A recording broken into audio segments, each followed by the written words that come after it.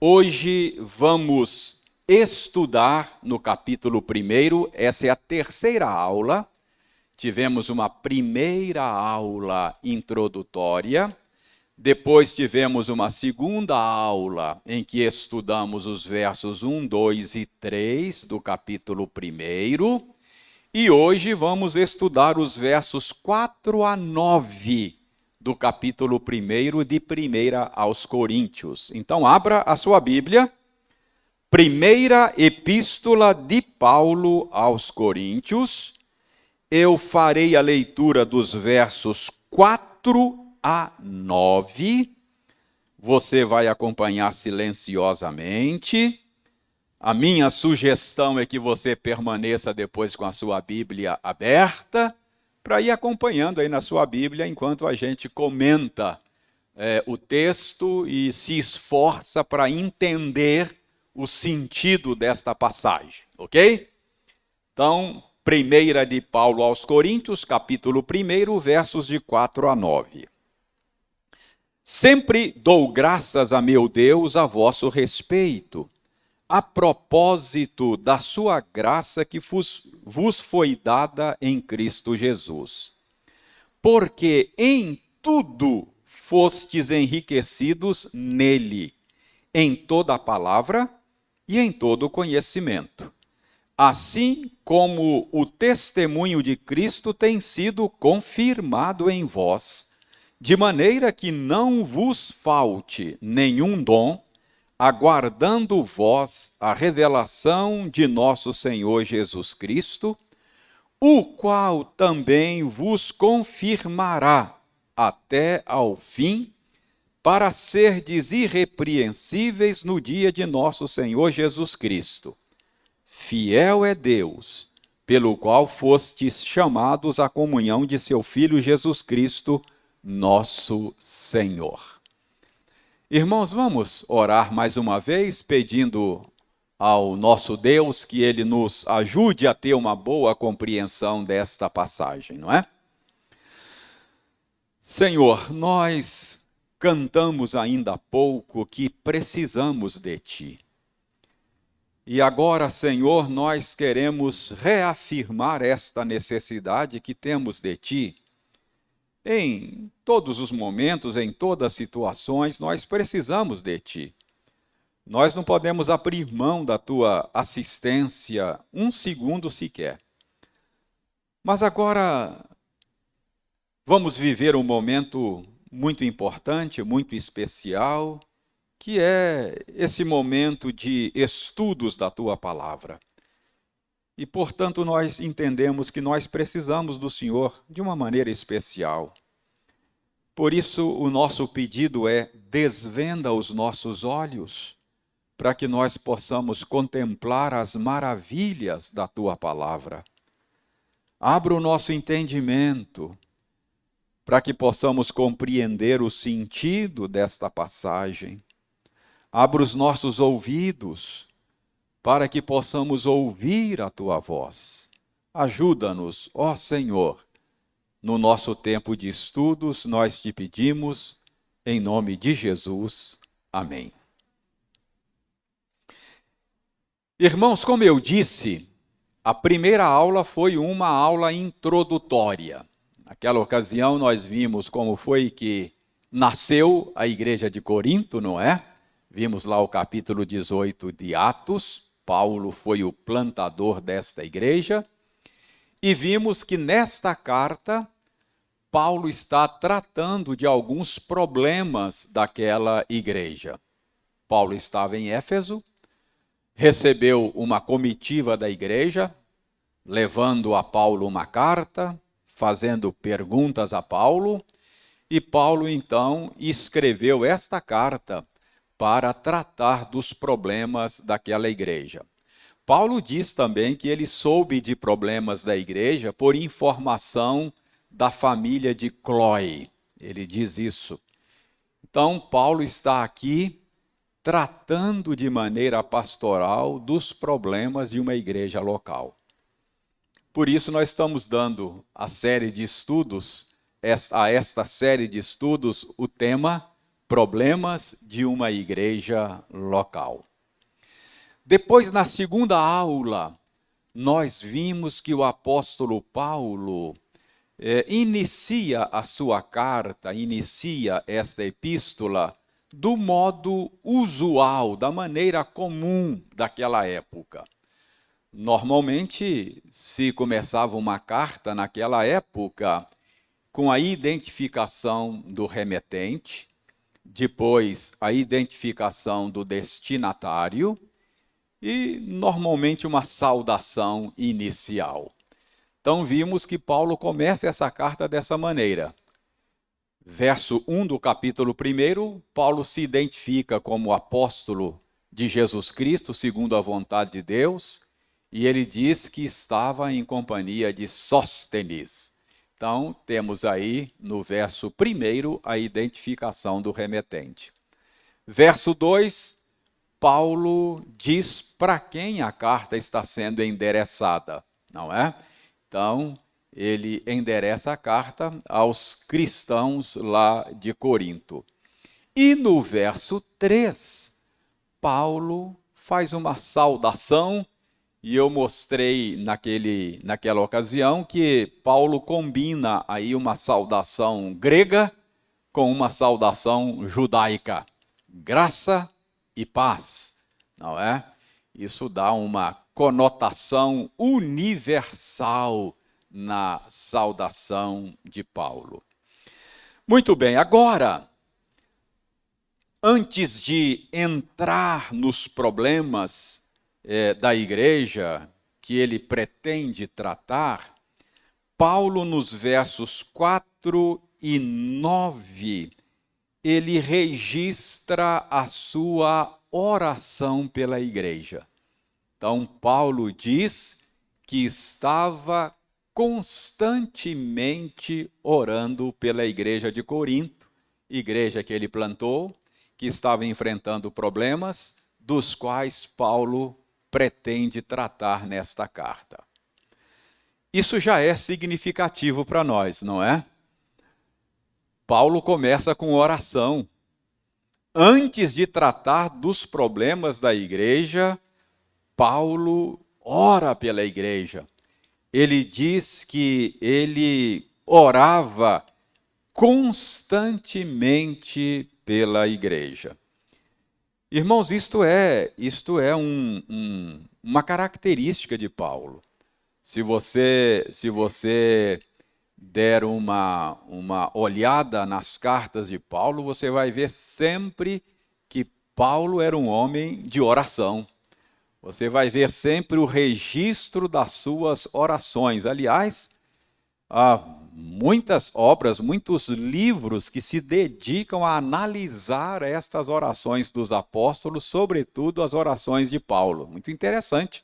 Você pode aprender muito sobre a prática da oração se você se dedicar a prestar atenção nessas orações apostólicas que nós temos registradas na Bíblia. Então, é só um parêntese para mostrar que nós já podemos aprender da importância da oração na vida de Paulo.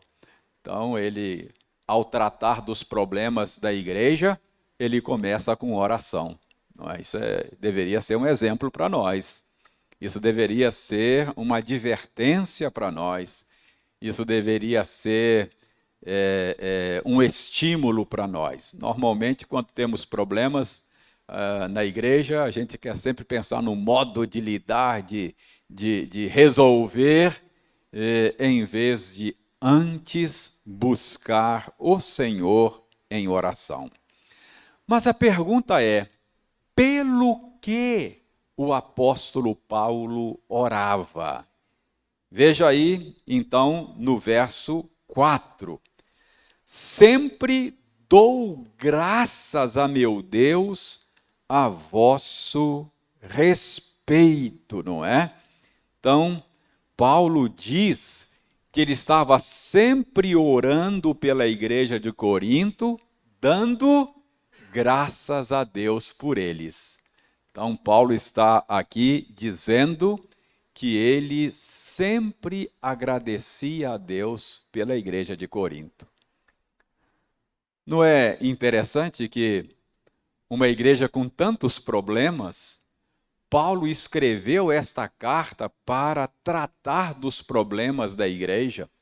Nós vimos já que Paulo vai tratar nessa carta de problemas de divisões. Era uma igreja bastante dividida, havia um espírito faccioso naquela igreja, havia partidos, grupinhos, panelinhas naquela igreja. Havia problema de frouxidão na disciplina, havia um caso de imoralidade na igreja, e a igreja até então não tinha tratado. Paulo dá um puxão de orelhas na igreja. Havia litígio entre irmãos, irmãos que estavam levando uns aos outros às barras dos tribunais, não é? Paulo chama a atenção deles. Havia problemas nos cultos, não é? Parece que o culto da igreja em Corinto era uma bagunça. E Paulo chega a dizer, olha, Deus a quem servimos não é um Deus de confusão, ele é um Deus de ordem. E Paulo, então, procura colocar ordem na liturgia da igreja em Corinto. Havia na igreja de Corinto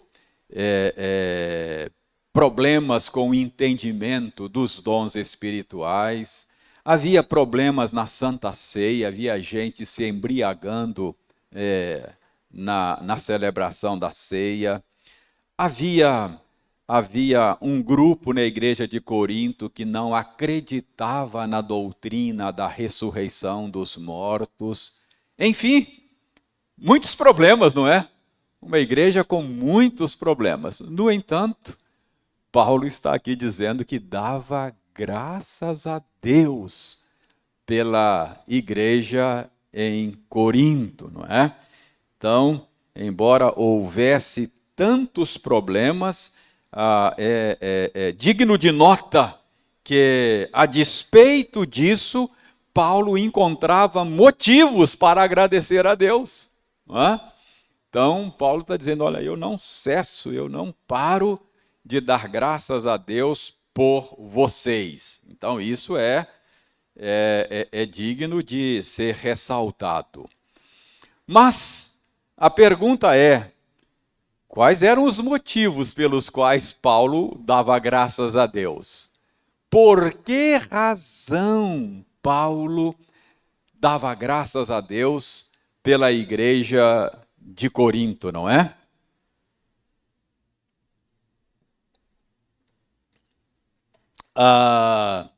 Vejam aí, Paulo diz isso, não é?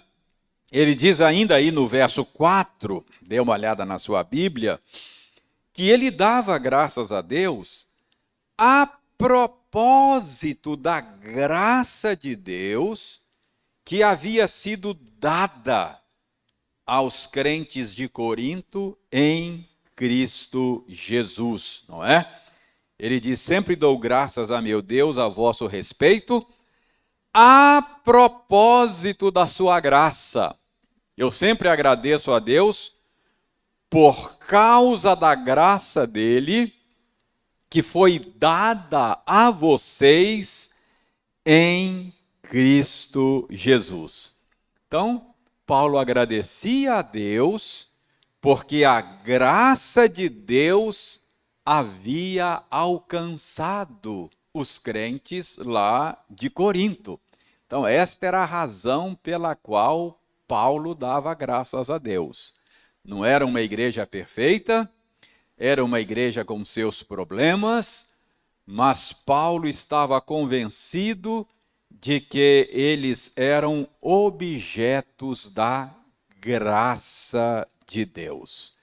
Irmãos, isso é muito importante, porque isso nos lembra de que a igreja é resultante da operação da graça de Deus. A igreja só existe por causa da graça de Deus. nós não nos tornamos igreja de Deus, nós não nos tornamos povo de Deus por causa de algo que nós façamos, não é por causa dos nossos méritos. Isso é muito importante. A vida cristã não é uma conquista moral, é uma concessão da graça de Deus. Você não se tornou cristão porque você tenha recebido um punhado de regras, de normas, mandamentos, então você decidiu obedecer e aí você se tornou cristão. Não. Você se tornou cristão por causa da graça de Deus. A graça é algo que nós não merecemos e é algo que nós não conquistamos. Isso é importante porque a minha suspeita é de que muitos crentes têm uma visão errada da vida cristã. Muitos crentes acham que Deus nos dá um punhado de normas, Deus nos dá um punhado de leis, de mandamentos, e se você obedecer esses mandamentos, aí eu vou amar você, você o seu Deus, e vou fazer de você meu povo. Não. Não é assim que a coisa funciona. Não é assim que a banda toca, não é? Nós nos tornamos povo de Deus e igreja dele por iniciativa graciosa dele. Não foi assim com Abraão? Abraão era parte de um povo idólatra, vivia lá em Ur dos Caldeus, não é? Filho de uma família idólatra. E Deus tomou a iniciativa, buscou Abraão e disse: olha, eu vou ser o teu Deus e você vai ser meu povo. Sai da tua terra, da tua parentela e vai para uma terra que eu vou te mostrar. E Abraão respondeu com fé à ação de Deus, mas a iniciativa é de Deus. Não faz muito tempo nós estudamos aqui os 10 mandamentos e nós vimos na introdução dos 10 mandamentos esse padrão, não é? Os 10 mandamentos, antes de dar o primeiro mandamento, Deus diz: eu sou o Senhor teu Deus que te tirei da terra do Egito, da casa da servidão.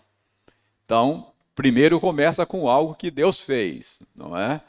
Eu sou o Senhor teu Deus que te tirei da terra do Egito, da casa da servidão.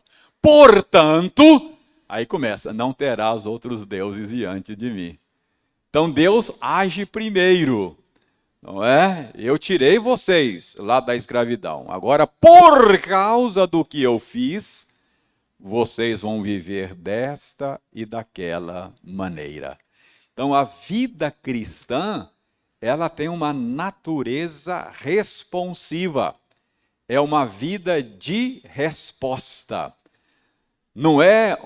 A vida cristã não é uma tentativa de conquistar o favor de Deus. É o contrário. Uma vez que eu fui tratado com favor, eu respondo com gratidão, não é? Eu não sirvo a Deus para conquistar o seu favor, mas porque ele foi gracioso para comigo. É uma resposta de gratidão. Então, é importante isso. Paulo está partindo desse pressuposto. Ele está dizendo: olha, eu sempre agradeço a Deus por vocês aí de Corinto. Não, eu não agradeço pelo fato de vocês serem uma igreja perfeita, vocês não são. Eu não agradeço por causa de alguma coisa que vocês façam. Eu sempre agradeço a propósito da graça de Deus concedida a vocês. Então, é aquilo que o apóstolo Paulo fala escrevendo aos Efésios, não é? Pela graça sois salvos mediante a fé. Isso não vem de vós, É dom de Deus, é presente não merecido da parte de Deus.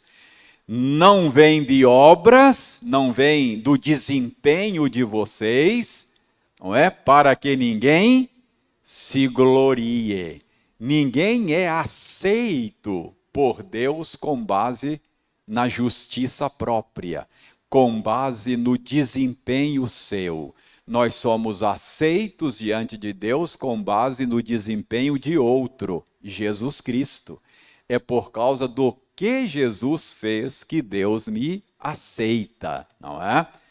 Então, para você se perceber aceito, para você se sentir aceito, você tem que olhar para Jesus. Se você ficar olhando para você mesmo, você perde a sua segurança, não é? Porque você sabe que em você mesmo não tem motivos para Deus aceitar. Pelo contrário, em você só há motivos para rejeição. Então, olhe para Jesus, não olhe para você, olhe para Jesus. Porque aí você vai encontrar segurança de ser aceito por Deus. É isso que é graça, não é? Isso é graça. Isso é a coisa mais maravilhosa. Isso é evangelho, é boa notícia, não é? É a melhor notícia que alguém pode receber nesse mundo, não é? Então, notem que Paulo diz que orava pela igreja por causa da graça de Deus concedida a eles, e ainda tem um detalhe muito importante, é que essa graça foi dada em Cristo Jesus. Em Cristo Jesus. Vocês já estão familiarizados com essa expressão. Qual é a doutrina que está por detrás dessa expressão? União mística com Cristo. É em Cristo. Todas as bênçãos que nós recebemos em Cristo. Fora da união com Cristo, você está debaixo da ira de Deus, está sob condenação. Você é amado por Deus em Cristo. Em última instância, Deus ama com amor eterno o Filho dele. E aqueles que estão unidos ao Filho dele são amados com o mesmo amor que Deus ama o seu Filho Jesus Cristo. Então, isso é muito importante, não tem como exagerar isso. Isso mostra a supremacia, a proeminência, a importância de Jesus Cristo. Sem Jesus Cristo, você está simplesmente perdido. É em Jesus Cristo. Ele é o nosso maior bem. Ele é o nosso maior tesouro. É nele que somos abençoados com toda sorte de bênção espiritual. Então, irmãos, não tem como exagerar isso. Eu sei que às vezes eu me torno aqui até repetitivo, mas não há como exagerar a importância de Jesus Cristo. Não tem como exagerar. Não é? Ele é a pérola de grande valor. Não é? Ele é o maior bem que alguém pode ter e desfrutar. Jesus Cristo. Não há como exagerar isso. Então, os coríntios e nós somos objetos da graça de Deus em Cristo Jesus. Isso é muito importante. Muito bem. Agora vejam bem, uma outra coisa importante aqui é mostrar que Paulo tinha uma correta visão da igreja, não é? Veja bem, Paulo está dando graças a Deus porque ele sabia que, a despeito dos problemas, aquela igreja, aquele povo lá de Corinto, era objeto da graça de Deus. A igreja não é perfeita. A igreja nunca será perfeita neste lado da eternidade. Eu costumo dizer que a igreja é um canteiro de obras do Espírito Santo. A graça de Deus está trabalhando para tornar a igreja pura, sem mácula, sem ruga, não é? Para o dia do casamento. Ela é como uma noiva que está sendo preparada para o dia do casamento. Não está pronta ainda, não é? Não está pronta ainda, está lá no maquiador ainda se preparando, não é? Para aquele dia das bodas do Cordeiro, quando ela vai ser apresentada ao noivo sem mancha, sem mácula, linda, sem defeito. Mas isso ainda não é uma realidade. Então, a gente, como Paulo, deveríamos ser mais pacientes com a igreja, não é? Ela vai chegar lá. Ela ainda não chegou. Há problemas entre nós. Mas Paulo conseguia perceber a operação da graça de Deus na igreja e por isso ele dava graças a Deus pela igreja nas suas orações. É muito importante. Paulo tem uma visão bastante equilibrada da igreja, não é? Ele não tem uma visão romântica. A igreja tem problemas. Tanto é assim que ele escreveu esta carta para tratar dos problemas da igreja. E ele trata com muita clareza. Ele não põe panos quentes. Ele reconhece que a igreja tem problemas. Então ele não tem uma visão romântica, mas ao mesmo tempo ele não é pessimista em relação à igreja, porque ele sabe que ela é objeto da graça, resultado da graça, e a graça está operando na igreja, não é? Não é isso que Paulo diz quando ele escreve lá a Tito, que quando a graça de Deus se manifesta salvadora, ela se manifesta educando-nos para que, renegadas as paixões mundanas, vivamos no presente século de maneira justa, sensata e piedosa. Então, Paulo não tinha uma visão romântica a respeito da igreja, mas ele não olhava para a igreja de maneira depreciativa, não é? Ele tinha uma visão bastante realista, otimista, um realismo otimista, não por causa da igreja em si, por causa da graça de Deus, não é? Então é importante a gente frisar isso aqui. Então, vejam bem, por que é que Paulo dava graças a Deus? Por causa da operação da graça entre os coríntios. Verso 4. Esse é o sentido do verso 4. Paulo diz que, como resultado da operação da graça, aqueles crentes de Corinto eram crentes enriquecidos em Cristo. Veja aí no verso 5, ele diz: em tudo fostes enriquecidos nele.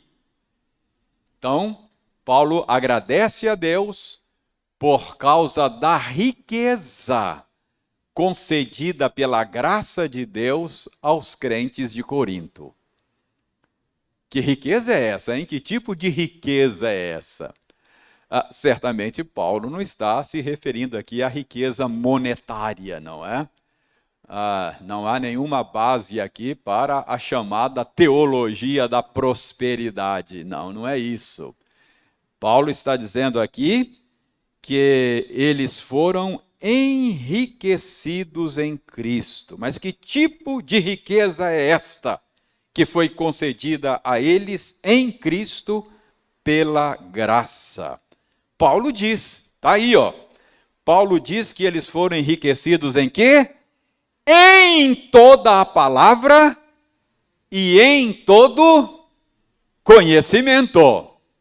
Então, essa é a riqueza que foi concedida a eles pela graça em Cristo. Eles foram enriquecidos em toda palavra e em todo conhecimento. O que significa isso? Que riqueza é esta? Irmãos, ser enriquecidos em toda palavra sugere aqui a palavra do Evangelho, a palavra da salvação, a palavra de Deus, a boa nova, que pela graça de Deus chegou em Corinto e alcançou a vida dos leitores de Paulo. Então Paulo está dizendo, olha, eu dou graças a Deus por vocês, porque a graça de Deus manifestou a vocês. Como é que foi, Paulo, que a graça de Deus se manifestou a nós? Vocês foram enriquecidos em toda palavra, ou seja, a palavra de salvação chegou a vocês. Então, ser enriquecido em toda palavra. Alguns comentaristas entendem que palavra aqui sugere a transmissão da palavra, ou seja, a graça de Deus se manifestou aos crentes de Corinto quando Deus, na sua graça e providência, levou Paulo a Corinto para plantar aquela igreja. Eles estavam lá nas trevas, ignorantes, sem esperança, sem Deus no mundo, e de repente a graça moveu Paulo e levou Paulo a Corinto com essa palavra, não é? Então eles foram enriquecidos quando, pela graça, receberam a palavra. Então, o termo palavra aí sugere a transmissão da verdade salvadora. Mas Paulo diz que eles foram enriquecidos não somente em toda a palavra, mas também em todo conhecimento. Então, se palavra está relacionada com a transmissão da verdade salvadora, o termo conhecimento está relacionado com o acolhimento desta palavra. Então Deus foi gracioso para com os crentes de Corinto quando lhes enviou a palavra. Mas foi gracioso também quando lhes abriu o coração para que eles pudessem acolher a palavra. Então, o termo palavra tem a ver com a transmissão. O termo conhecimento tem a ver com o acolhimento, com a recepção desta palavra. Então, Paulo está dizendo, olha, eu dou sempre graças a Deus por vocês, porque a graça de Deus se manifestou a vocês em toda a palavra e em todo o conhecimento. A graça de Deus se manifestou a vocês quando vocês receberam, por meu intermédio, a palavra que salva. E a graça de Deus se manifestou a vocês quando eu lhes preguei e Deus abriu os olhos de vocês para que vocês entendessem, acolhessem a mensagem que eu lhes preguei. Entendeu?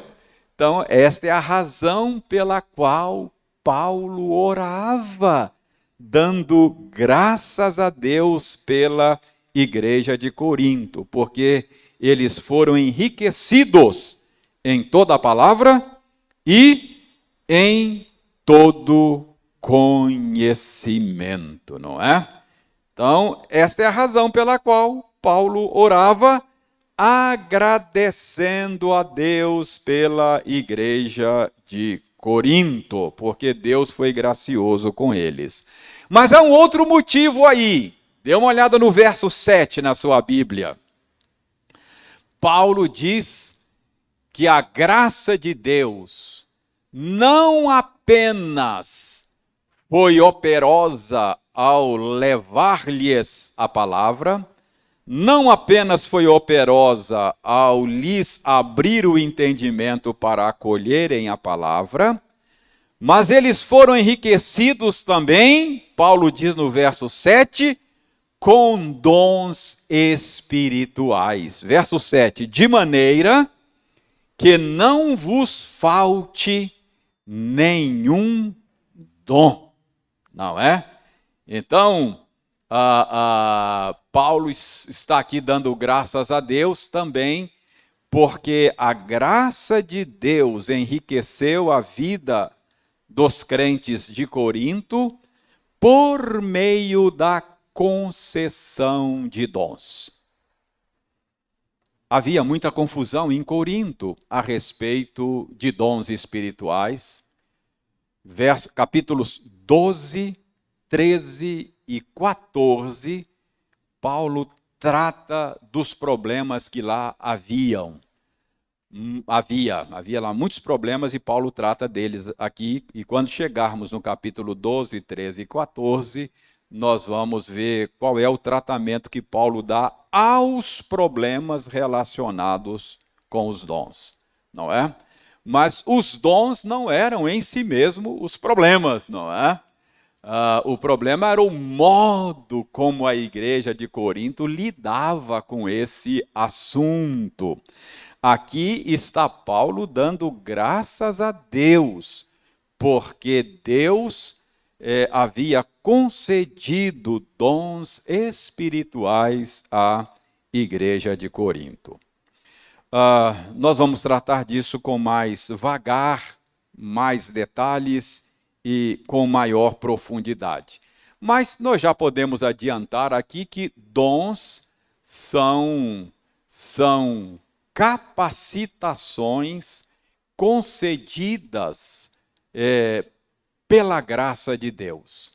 Aliás, o termo dom já sugere, já mostra que é uma capacitação graciosa. O termo é carisma ou carismata, termo grego, daí que vem o termo que nós conhecemos, carismático, não é? Então, um carisma, a palavra para graça no grego é a palavra caris. Então, é a mesma raiz de carisma. Então, um carisma é uma dotação espiritual dado pela graça de Deus. Não é que Deus concede como lhe apraz, do jeito que ele deseja, soberanamente. É uma concessão da graça de Deus para habilitar o crente ao serviço no corpo de Cristo. Então, o que é um dom? É uma capacitação, é uma habilitação dada por Deus para o serviço cristão. Não é isso que Pedro diz lá?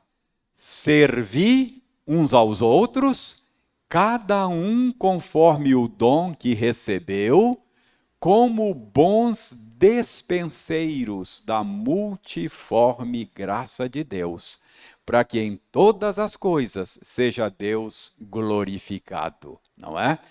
Então, quando uma pessoa é redimida pela graça de Deus, ela é inserida no corpo de Cristo, para usar uma linguagem de Paulo aqui em 1 aos Coríntios, ele diz que nós fomos batizados em um só corpo pelo Espírito, fomos introduzidos no corpo de Cristo e fomos habilitados, capacitados com dom dado por Deus para funcionar como membro do corpo de Cristo. Então, todos aqueles que foram salvos e introduzidos no corpo, ele foi habilitado a funcionar como membro do corpo. Isso significa que todos nós temos dons espirituais. Ninguém que seja verdadeiramente cristão pode dizer, não, eu não tenho dom espiritual. Olha, se você está no corpo, tem que ter uma função aí, não é? Tem que ter um dom aí. Você pode até dizer, eu não sei qual é o meu dom. Ok, isso é possível. Mas, mesmo sem saber, inconscientemente você vai funcionar como foi projetado para funcionar. Você vai desempenhar o seu dom espiritual. Ok? Então, é só a título de assim, introdução rápida do assunto, nós vamos descer a mais detalhes quando nós chegarmos nos capítulos 12, 13 e 14. Deixe-me dizer mais a vocês. Além disso, os estudiosos desse assunto costumam fazer uma distinção, porque parece que há alguma confusão entre dom espiritual, por exemplo, e talento natural. Alguns estudiosos entendem que dom espiritual e talento natural são coisas distintas. Qual a distinção que normalmente fazem? A distinção é que um talento natural é um dom no sentido de ser uma concessão dada por Deus, mas é uma concessão, é algo que ele dá de maneira indistinta a salvos e não salvos, a regenerados e não regenerados. Então, uma habilidade que uma pessoa tenha, mesmo que não seja cristã, mesmo que não use para a glória de Deus, isso é um talento dado por Deus, um talento natural, uma habilidade natural. Então, por exemplo, talento musical não é necessariamente um dom espiritual. Você pode ter uma pessoa que não nasceu de novo e Deus a habilita de maneira tão maravilhosa, com habilidade musical, que melhor do que muitos crentes, não é? Então é um talento natural. Tem gente que tem talento aí para um punhado de coisas, talento artístico, não é? Em outras áreas, enfim. Alguns fazem essa distinção entre talento e dom espiritual. Dom espiritual seria, para esses, uma habilidade dada somente aos nascidos de novo. Então, seria um dom espiritual. Também não confunda dom espiritual com cargo, não é? Às vezes você exerce um cargo na igreja, são coisas distintas. Cargo é uma tarefa que lhe é dada num determinado cargo, por nomeação, por eleição, não é? E você vai desempenhar aquele papel durante algum tempo. Enquanto que um dom espiritual é dado por Deus a você, e você tenha cargo ou não tenha cargo, você vai desempenhar e usar o seu dom espiritual. Entendeu? É claro que pode ter influência, o seu dom pode influenciar o modo como você exerce um cargo. Ok? Então, imagine aí um diácono que tenha o dom de ensino, o dom espiritual de ensino. Ele vai exercer o diaconato dele de maneira influenciada por esse dom, não é? Então, quando ele fizer Quando ele fizer uma visita lá para levar uma cesta básica para uma família carente, a visita dele vai ser uma aula, por causa do dom espiritual. Ele faz isso com muita naturalidade e com muito prazer e até sem perceber, não é? Então, um superintendente da escola dominical que tenha um dom de ensino, a abertura da escola dominical normalmente vai ser influenciada pela habilidade de ensino, habilidade espiritual. Preste atenção. É preciso fazer também uma distinção entre dom, talento, cargo e treinamento. Você pode ser treinado e o seu treinamento pode, de alguma maneira, influenciar o exercício do seu talento ou do seu dom. Não é verdade? Então, alguém que tenha talento para música, se ele for treinado, não é? Ele vai fazer grande progresso e o treinamento vai ajudá-lo no exercício do seu talento. Dá para entender a diferença entre treinamento, talento e dom? Então, por exemplo, eu creio que Deus me habilitou com o dom de ensino. Eu tenho dom espiritual de ensino. Estou convencido disso depois de 30 e tantos anos de ministério e recebendo feedback daqueles aos quais eu ministro. Eu não tenho nenhum treinamento, por exemplo, para exercer esse dom publicamente. Eu nunca estudei didática, nunca estudei nada disso, não tenho nenhum treinamento. É tudo muito intuitivo, eu exerço esse dom de maneira muito intuitiva e creio que é dom espiritual. Nunca tive nenhum treinamento assim de retórica e etc. para exercer o dom em público.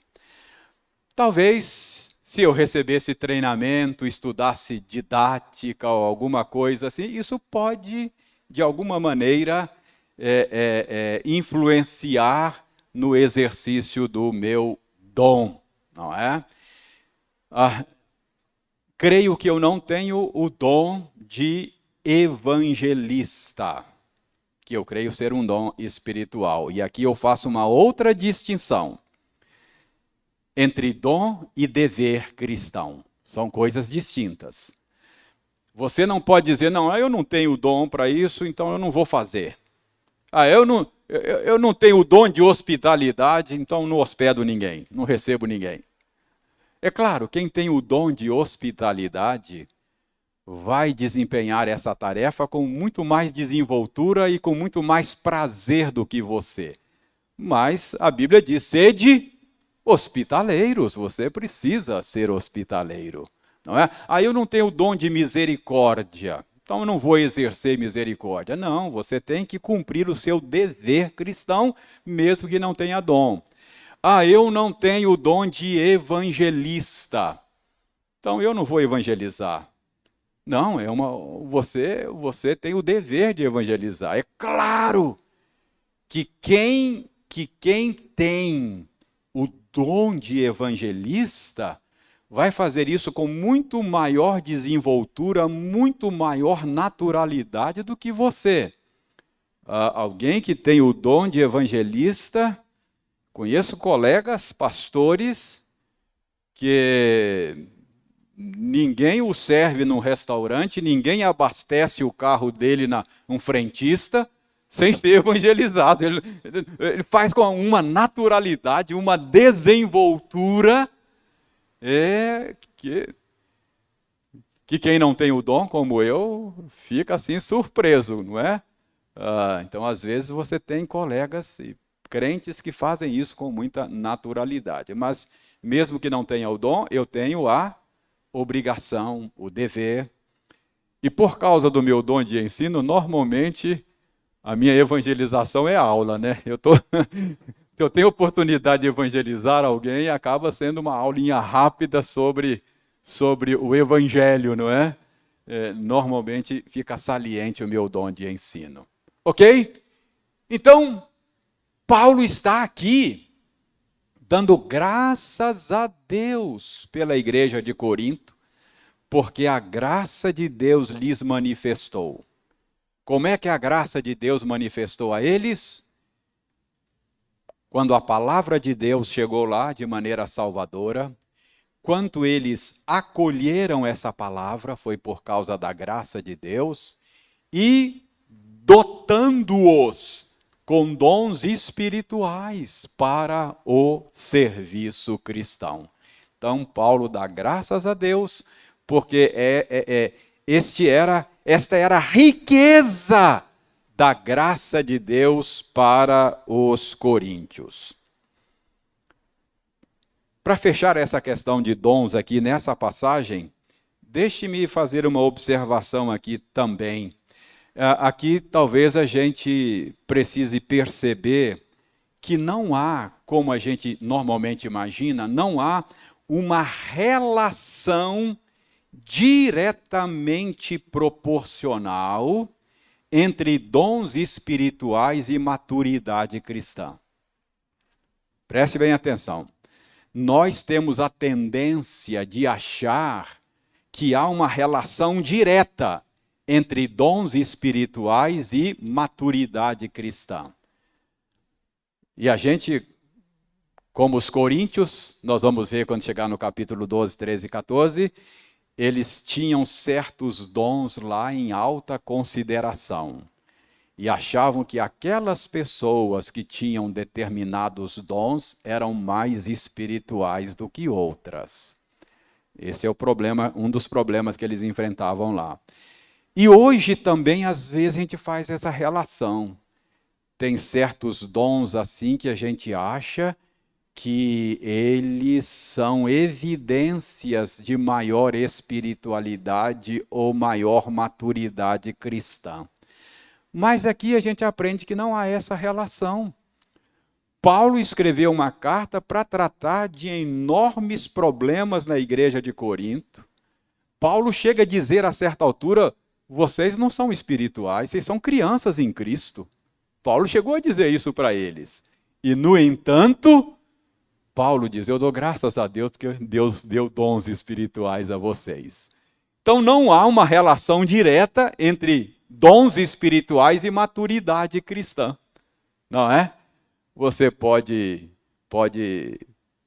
ser um cristão imaturo. Não é? A relação entre maturidade, a relação de maturidade, a relação direta, não é com dons espirituais, mas é com fruto do Espírito. Aí é uma relação. Entendeu? Então, qual é o fruto do Espírito?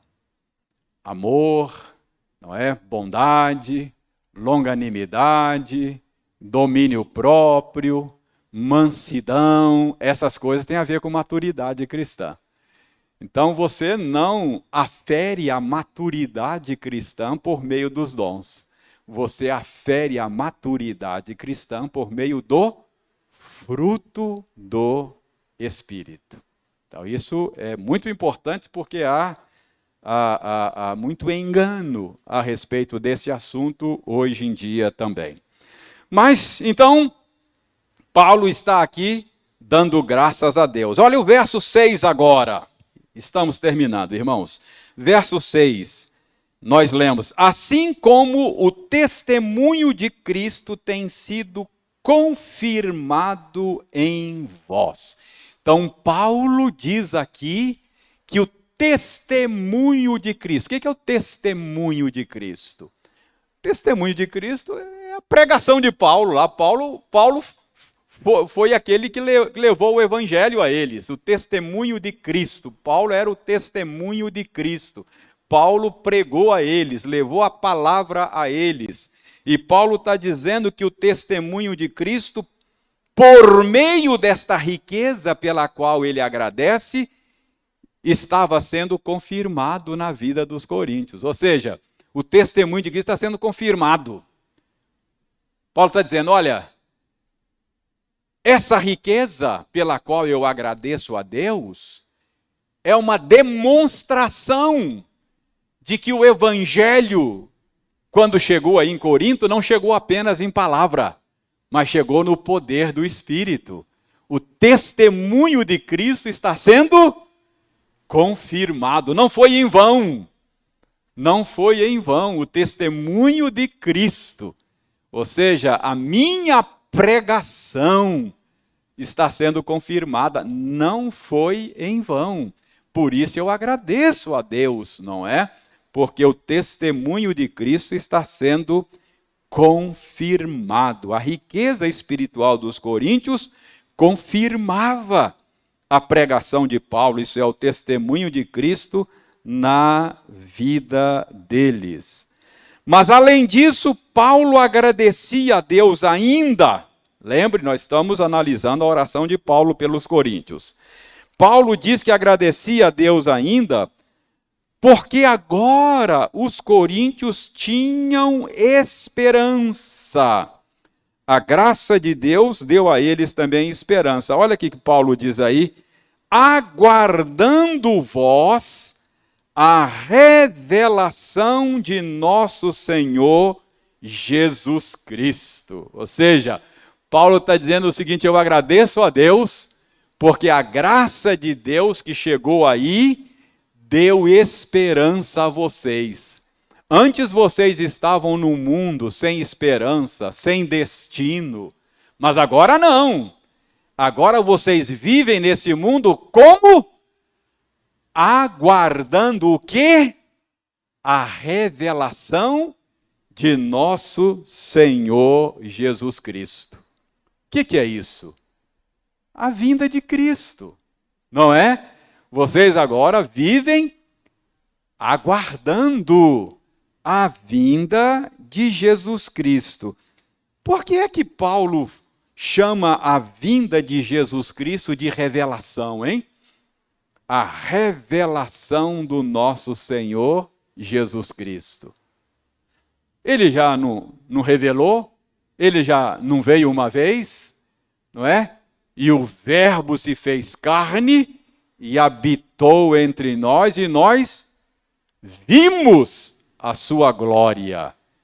Então, ele já se revelou, ele já veio, já mostrou a sua glória, não é? Ele disse, quem vê a mim, vê o Pai. Por que Paulo se refere à segunda vinda como a revelação?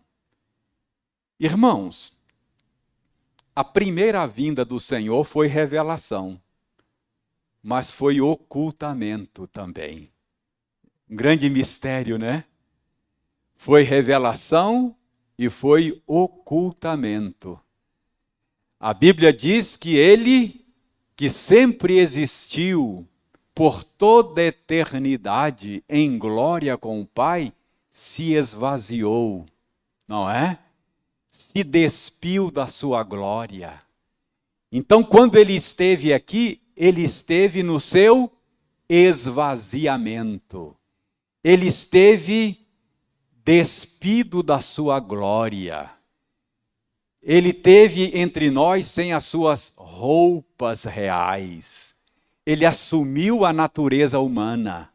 A sua divindade foi, de alguma maneira, oculta por causa da natureza humana, não é?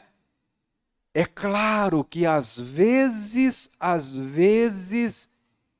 ele manifestava um pouco da sua glória, não é? Às vezes ele operava um milagre, acalmava o mar, acalmava a tempestade, e até aqueles que estavam acostumados com ele ficavam, quem é esse que até o mar obedece? não é? E às vezes ele surpreendia, porque ele estava ainda numa manifestação, mas num ocultamento. Ele esteve entre nós e nem todos perceberam a glória dele, não é? Só aqueles a quem ele quis revelar, não é? Então, a primeira vinda foi em ocultamento, mas a segunda vinda não. Quando ele vier a segunda vez, aí vai ser a revelação da sua glória. Ele virá com vestes reais. Ele virá glorificado e não humilhado. E será uma manifestação inequívoca. A Bíblia diz que todo olho o verá. Entende por que Paulo está dizendo aqui que os coríntios vivem aguardando a revelação do nosso Senhor Jesus Cristo. Então ele vai revelar-se. E Paulo diz, escrevendo aos Colossenses, que quando ele se revelar, ele se manifestar, nós seremos manifestados com ele em glória. Será a revelação dos filhos de Deus, a redenção do nosso corpo. Nós já somos salvos, mas a nossa salvação não se revelou plenamente. Eu ainda estou num corpo de humilhação e pecado. Eu tenho que carregar esse corpo de morte, de humilhação e de pecado, todos os dias, lutando contra os desejos pecaminosos meus. Mas vai chegar o dia que o Senhor se manifestar, eu serei manifestado com ele em glória. Aí você não vai ver esse corpo decadente, não. Você vai ver um corpo glorioso. Nesse que João diz, nós já somos filhos de Deus, mas ainda não se manifestou o que haveremos de ser. Então a revelação de Jesus Cristo vai ser também a revelação dos filhos de Deus. Aí vai ficar claro quem é quem, não é? Aí vai ser a separação entre joio e trigo. Aí vai ficar claro. Hoje não está tudo junto e misturado, não é? Mas aí vai ficar claro, porque os filhos de Deus serão revelados, serão manifestados em glória com ele. Maranata? Maranata. Quando a gente fala dessas coisas, a gente diz, Senhor, vem logo. Não é? Abrevia o tempo para que essas coisas aconteçam. Mas então, percebe? E como é que eu posso ter certeza de que isso vai acontecer? Como é que Paulo termina aí? Verso 9. Fiel é Deus, pelo qual fostes chamados à comunhão do seu Filho, o nosso Senhor. Eu posso ter certeza de que essa esperança não vai me decepcionar. Por quê? Porque eu sou forte, porque eu não vou me desviar, porque... Não. Eu posso ter certeza porque Deus é fiel. Ele que começou a boa obra vai completá-la até o dia de Cristo. Então, irmãos, estas coisas pelas quais Paulo ora pela igreja de Corinto, elas são verdadeiras a nosso respeito também.